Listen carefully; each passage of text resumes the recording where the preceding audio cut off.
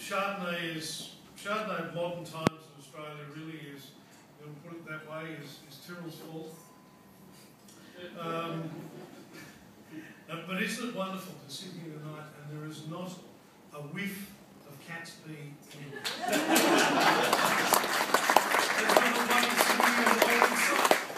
We can actually drink really great wine. Chardonnay has been around the Australian wine industry really since its quite early days, brought into the Hunter, and known mostly in the writings as White Pinot, P-I-N-E-A-U. When we got hold of it in the 60s, early 70s, most people called it Pinot Chardonnay. There was an ethnographer who came through Australia in the latter part of the 70s, and he said, no, it's only called Chardonnay. And we established our label then for 5 or 6 or 7 years, and we went up yours, Pierre, and stuck to Pinot Chardonnay till 2000. Our entry into Chardonnay, if you like, came from a great love of my father's in the middle part of the 60s of Great White Burgundy, and his unerring belief that if the French could do something, that we could do it better. So he set out looking for where we could find Chardonnay cuttings with the help of a fellow called Graham Gregory, who was the chief horticulturalist in New South Wales and one of the great winemen. Looked at a number of places and found that the best and the purest clone, Gregory believed, was on the HVD vineyard, which was about 3 or 4 miles down the road, and it was owned by Penfolds at the time. So we asked Penfolds 3 years in a row, could we have cuttings? And each year they said no.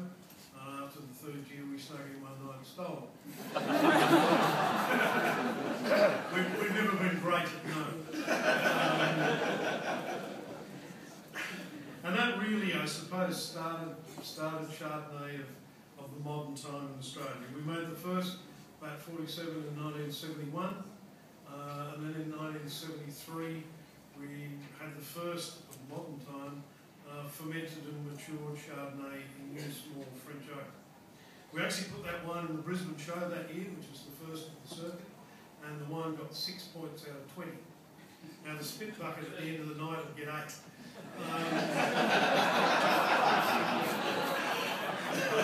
I went towards the judging panel and they all loved it. But Bill Chambers, who was the chairman, said to me, the wine is either volatile and oxidised, or it's the greatest white wine I've ever seen. And until I make up my mind, I'll keep kicking at 6. Got to Adelaide that year and got the trophy for the best wine of the show.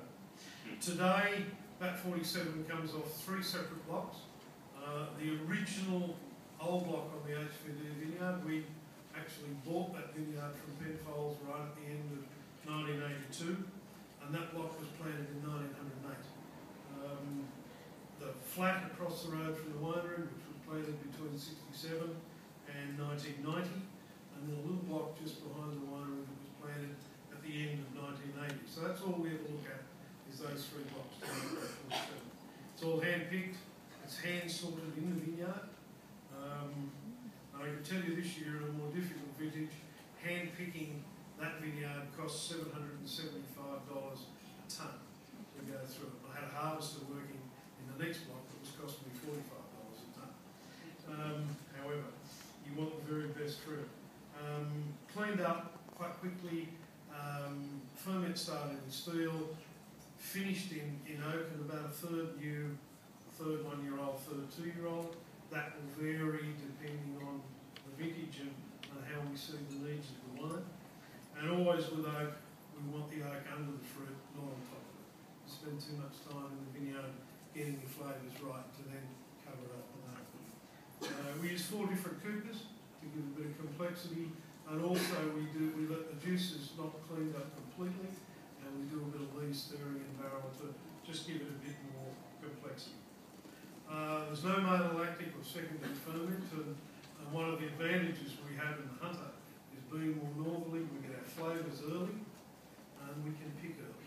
And so we've still got very strong acid. An interesting exercise in this is taste the Bat 47 and then taste the Love Dart. Say them all again.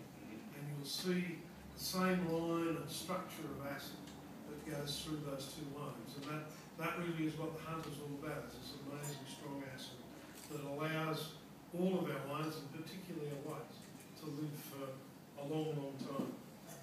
We did a tasting about 10 years ago, full vertical of that 47, and things like 1973 were still as fresh as a daisy, 30 years old, and still a little time to go.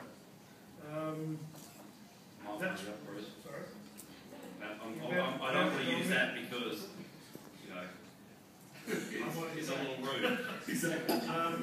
Chardonnay certainly is on its way back, and I think these are the sort of styles where there is vibrancy and freshness that are going to keep people drinking it and drinking more. Thank you. Bruce, thank you very much.